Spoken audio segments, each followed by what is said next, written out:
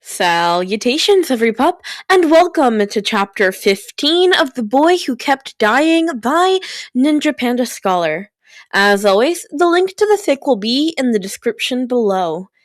And with that out of the way, let's recap Chapter 14, because it had to be age-restricted. Chapter 14 starts by Harry coming into Death's office and telling Death that Dumbledore invited him and told him to take the cloak. So Death summons the Hallows from Dumbledore and merges them all into a ring and tells Harry that they belong to the Master of Death, who is his soulmate, and that they belong to Harry. And he says, "This ring is yours, and once you put it on, you will not become living anymore. So please wait until you are 17. So Harry waits. And then Harry goes with Dumbledore to the cave to get the locket Horcrux. And he passes by Filch and Snape on the way, and they're both, upset because Dumbledore yelled at them because his wand and ring suddenly went missing. Anyway, Harry calls Death at the lake to help him because Dumbledore is out of commission and the Inferi are trying to kill them. And Death just yells at the Inferi and they, shrink back from him. And then Death sends Harry and Dumbledore to the astronomy tower, but of course it's a trap. But he stays behind to deal with the Inferi. Then he's called back because a Death Eater got killed in the attack, and Dumbledore. And then Death and Dumbledore have a really long and extensive conversation that hurt my throat a lot. And then after that, Death goes back to console Harry, who's, sad, and Harry's like, "You didn't yell at him too much, did you?" And they talk for a bit, and then comes the scene that made the entire video have to be, age restricted, was Harry and Death get very intimate, and I just don't think that that's something that I can post without restricting the age. Comment below if you want me to read that entire chapter again for you all, excluding the intimate scene, and I will. But today we're going to be reading Chapter 15. Chapter 15. Death meets the family. It was a couple weeks before Harry's birthday when Death appeared in his room at Privet Drive, looking very guilty of something. Harry's eyes narrowed suspiciously. "How are you?" he asked in a sing-song tone when Death didn't immediately come sit with him or start speaking. "I'm fine. And you?" Death shuffled his feet a bit before sitting awkwardly on the bed beside Harry. "All right, out with it." Harry's patience was running thin, and he was also a bit amused at his lover's antics. "What did you do, and how mad am I going to be?" "Well, I might have... Indistinct mumbling. Yeah, I completely understood what you just said," Harry said, his words dripping with sarcasm. "I may have sent one of my mares to visit someone," Death began, but paused when he saw the confusion on Harry's face. "Also called nightmares. They cause bad dreams." "There's a being that causes bad dreams?" Harry asked incredulously. "Among other things," Death nodded with a dark smile. "They don't cause all bad dreams, but that is one thing they can do." "And you sent one of these mares to someone, might I ask who?" Harry raised an eyebrow, realizing it was probably someone on Death's list. "Umbridge," Death said with pride instead of regret in his eyes. "Uh-huh, and why are you coming to me about this now?" Harry wasn't too sure what he felt about Death causing nightmares for someone, but also couldn't bring himself to feel sorry for the evil witch. Death's lips tweaked up just a little in relief when Harry didn't seem angry at him. "When my mayor reported in last, he mentioned Umbridge had recently acquired a most interesting locket." Harry sat up straighter at that and grabbed Death's hand. "Really? Is it the locket? Where did she get it?" It wasn't like my mare could have a nice conversation with her over tea. Death rolled his eyes, but instead just pulled a golden locket out of his pocket. I sent an imp to steal it once the mare told me about it. It's definitely the one we've been looking for. Harry quickly pulled the basilisk fang from the loose floorboards under his bed. He wasn't about to chance his family doing anything with it if they decided to go on an anti-magic rampage again. Well, what are we waiting for? Death held a hand up. You can't just stab it here in your relative's house. The stupid wards would have the order down on us in seconds. Oh, right. Can you shift me somewhere remote? Death got a positively devilish gleam in his eye. I can do you one better than that, he said, reaching for Harry. I'm definitely not going to like this. Harry groaned as he was engulfed in a dark cloud. Harry looked around the comfortable but old-fashioned sitting room he stood in as the cloud around him and Death dissipated. Where? He asked, before he heard a crash and running footsteps. He had his wand pulled and trained on his least favorite professor before he even registered the wand pointed back at him. Death just chuckled and sank elegantly into one of the armchairs in the room, looking between the two men in a standoff. Potter, Osiris, what are you doing here? Snape asked, without taking his eyes off of either or lowering his wand. Come to kill me to avenge the old man. Oh, please! Harry rolled his eyes. I know you worked out Dumbledore's death with him ahead of time. It's the only logical reason for you vowing to help Malfoy in covering up the headmaster's conditional year. At this, Snape visibly startled and paled. As for why I'm here, why are we here? Harry turned to ask Death, who seemed to be enjoying the drama. You needed a place where a flare of dark magic wouldn't raise any questions, and he already knows about a lot of what's going on. It might be advantageous for the future to get some help from him.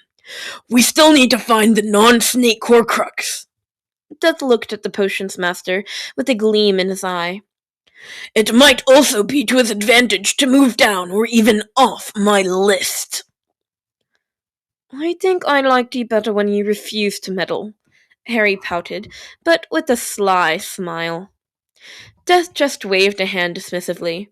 It got old. What in the name of Morgana, Mordred, and Merlin is going on here? Snape exclaimed, exasperatedly.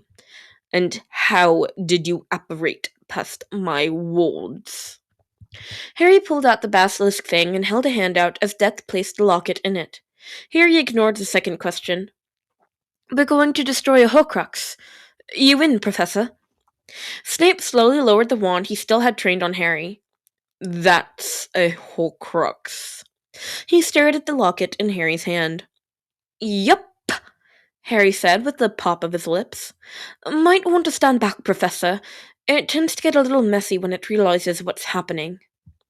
Snape took a couple cautious steps back, but Death leaned forward and stared at him. I'll only be gone a few minutes once Harry stabs the soul piece. I expect him to be unharmed and in the same condition I left him in when I return, he warned Snape. Before Snape could respond, Harry had already placed the locket on the low coffee table and hissed for it to open. A dark, screaming whirlwind emerged that pushed Snape into the wall.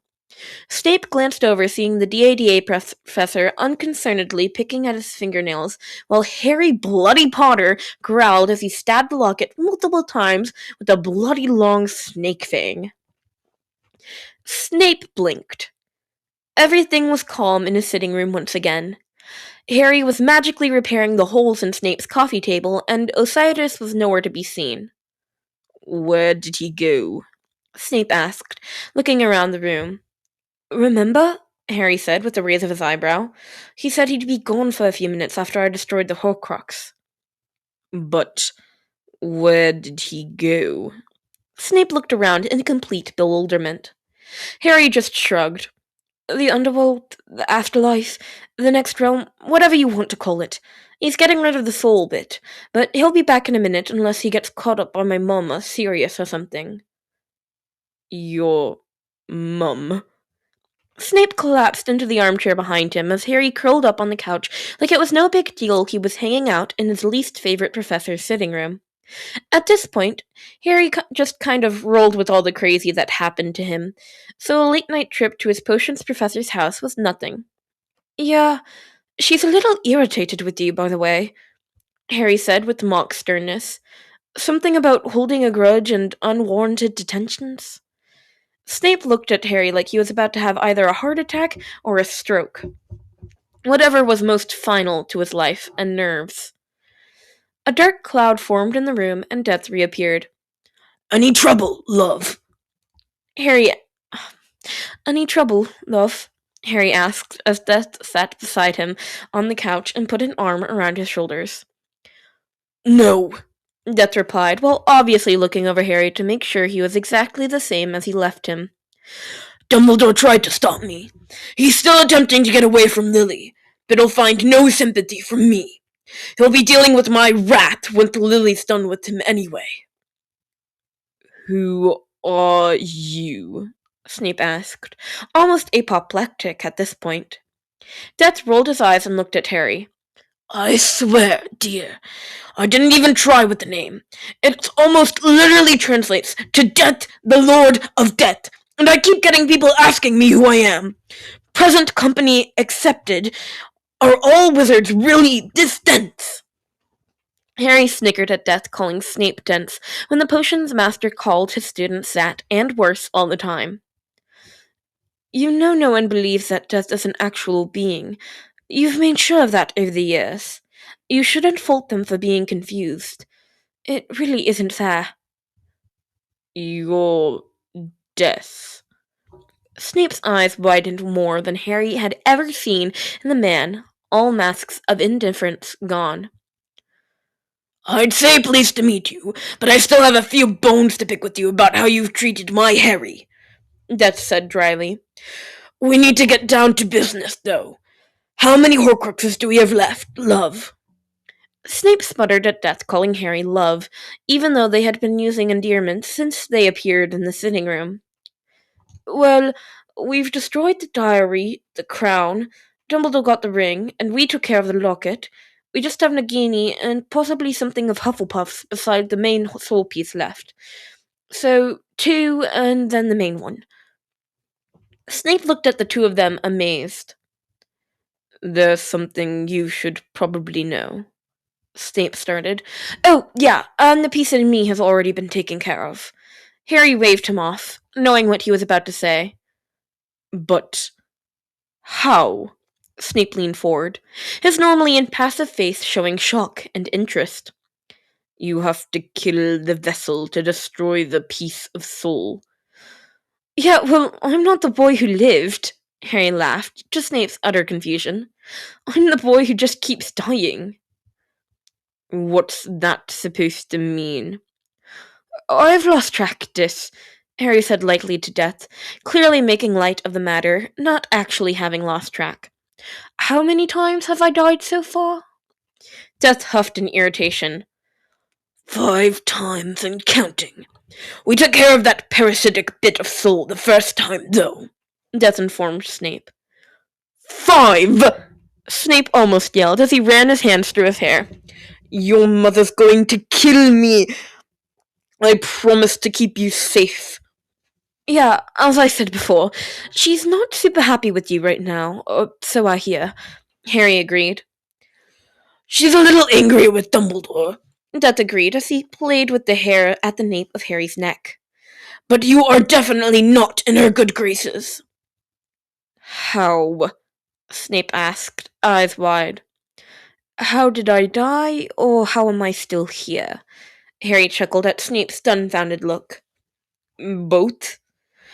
As for why I'm still here, apparently, I'm Death's soulmate or something, so he just ignores all the rules where I'm concerned. Right? Harry looked to Death. Death just planted a kiss on Harry's temple in agreement, causing Snape to pale more, if that was even possible. As for how he died, Death cut in with a sneer. The abomination was successful in killing him as a baby. Then his relatives killed him twice. He died protecting that stupid stone in his first year, and the Dementors couldn't take his soul since it's mine 2 summers ago, so they just killed him instead. And that's why no one's seen a Dementor since, Harry finished. Don't get on Death's bad side, especially if you're one of his creatures. Snape gaped. Your relatives killed you twice? Those do seem to be the ones most people land on, Death grumbled. They were the most preventable, in my opinion. If someone had just checked on the baby they left on a doorstep, problem solved! I did tell everyone they hated me, but they'd already killed me by then, Harry shrugged nonchalantly. It really is very unpleasant to die by starvation. Worse than being beaten to death. I really don't recommend it. Well, either, really, but starvation was the worst. And that was the last straw. Snape collapsed in his chair, unconscious. Harry and Death didn't stay much longer at Snape's home. After bringing him back around, they waved off his questions and apologies to sternly tell him that it was his job now to find out what of Hufflepuff the Abomination/Dark Lord/Foldy might have made into a Horcrux. Snape told them he'd been assigned as the new headmaster of Hogwarts on the Dark Lord's orders, so he was to look around the castle and discreetly sound out what the other Death Eaters, minions, Death corrected vehemently, knew about any Hufflepuff artifacts. Death promptly returned Harry back to his room. After that, where they snuggled down into Harry's uncomfortable bed. When are you leaving this place for good? Death asked, with a sneer at the room. I'm looking forward to your relatives being unprotected and having no one to miss them.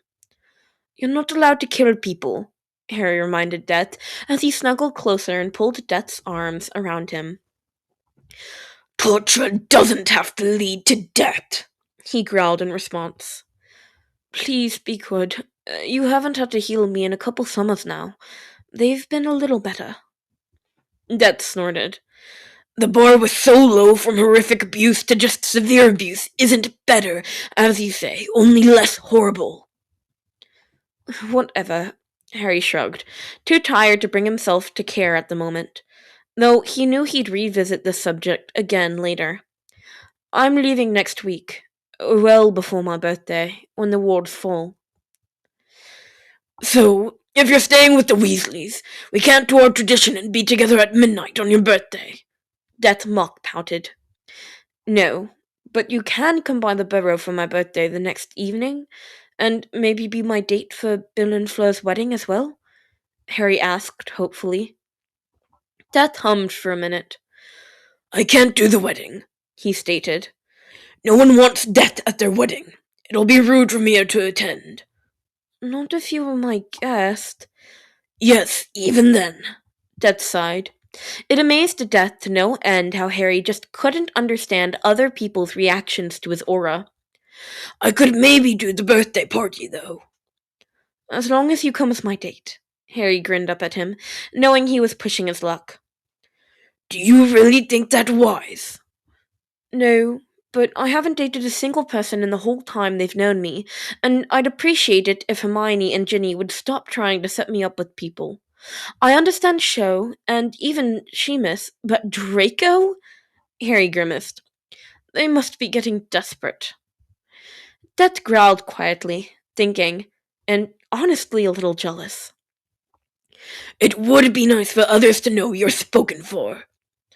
And you're no longer my professor, so will you? Of course, you imp. Death tangled his leg between Harry's and settled down to get comfortable for the night. Work could wait.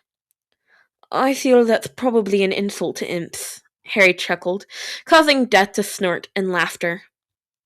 Death was concerned as he made his way up the lane to the Weasley's house on Harry's birthday.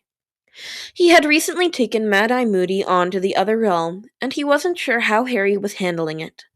He got the impression they weren't very close, but he had died protecting Harry, so he must be taking it hard. His frown deepened as he passed the Minister of Magic, walking back down the lane, who seemed irritated when he disapparated at the gate. Death breathed a sigh of relief when Harry came out the front door, looking uninjured and healthy, and ran to meet him halfway from the gate to the house. After almost being bowled over by the slightly smaller man, Death pulled him tightly into a hug. "How are you, love?" I'm okay. Is he doing well? Knowing exactly what he meant, Death nodded. "Yes, he's settling in nicely. Seems to be resting for the first time in a long while. No need for constant vigilance when you're already dead." That's good, Harry said, finally pulling away. "How's your birthday so far? And was that the minister I saw?" Death asked, shoving his thumb towards the gate where the minister had disapparated. Yeah, he came to read Dumbledore's will.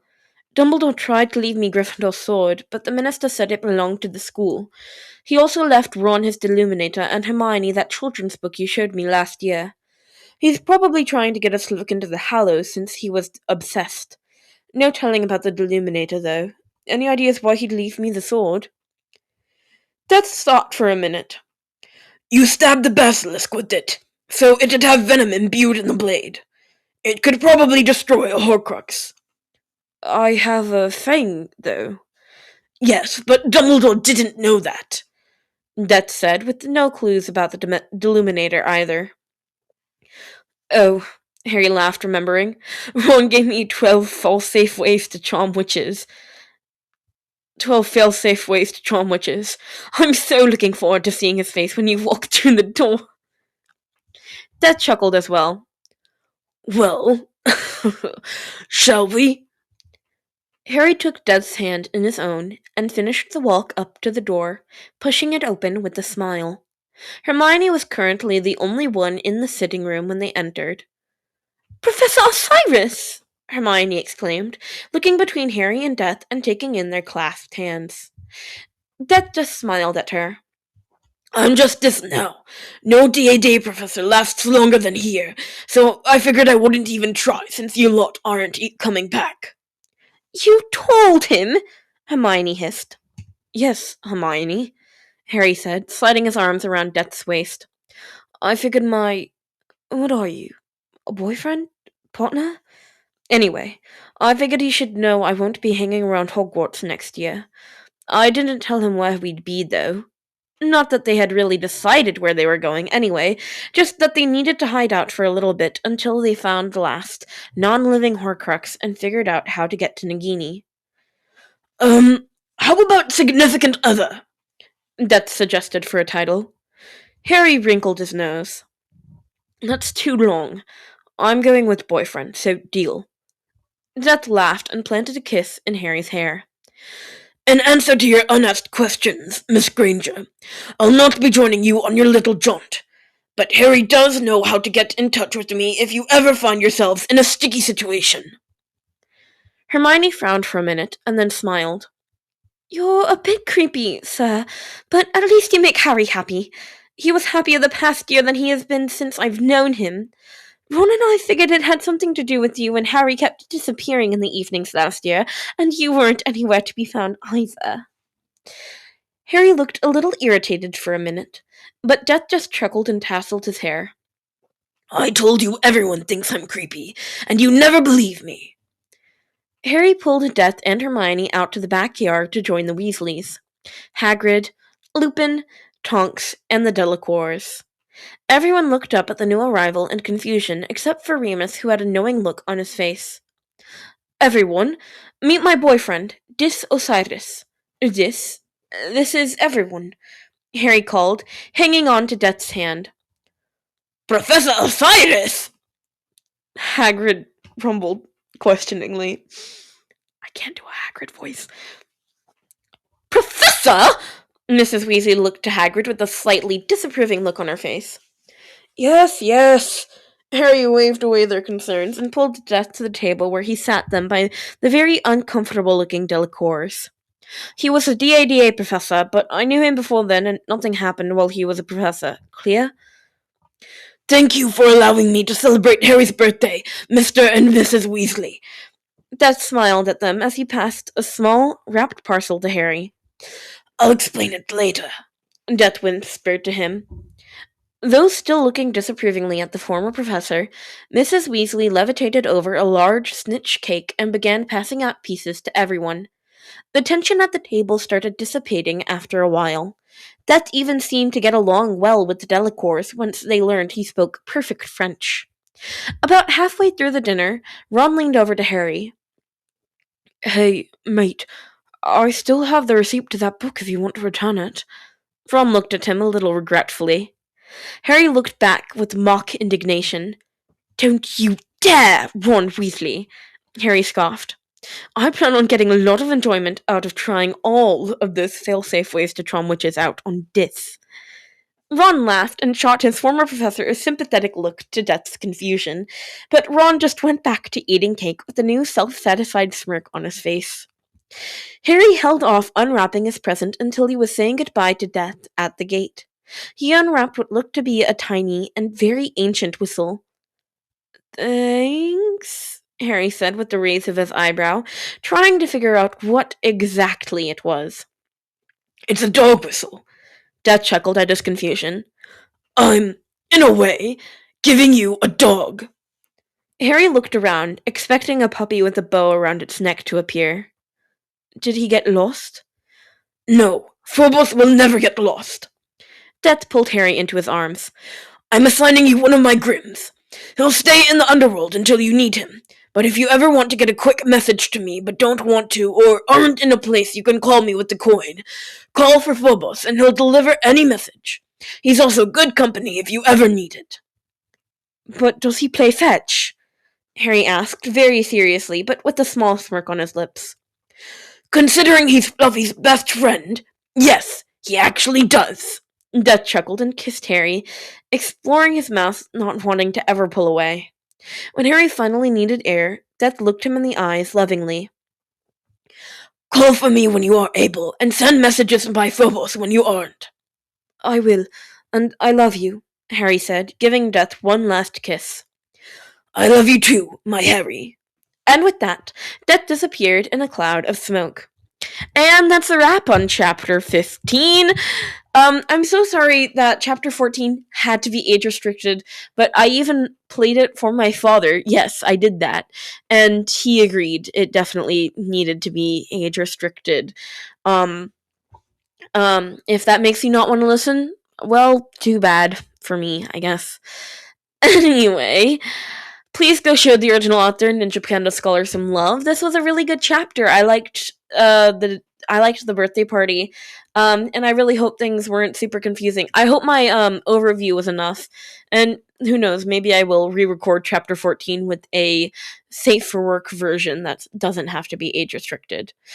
Please leave me a comment. I love reading your comments. They make me so happy. Please leave me specifically hate comments, and I'll shout you out in the next video.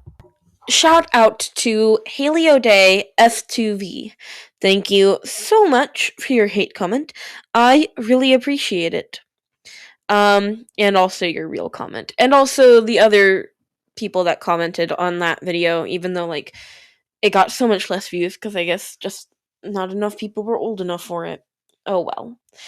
Anyway, I hope you all enjoyed, and I will see you all next time. Bye-bye, pups.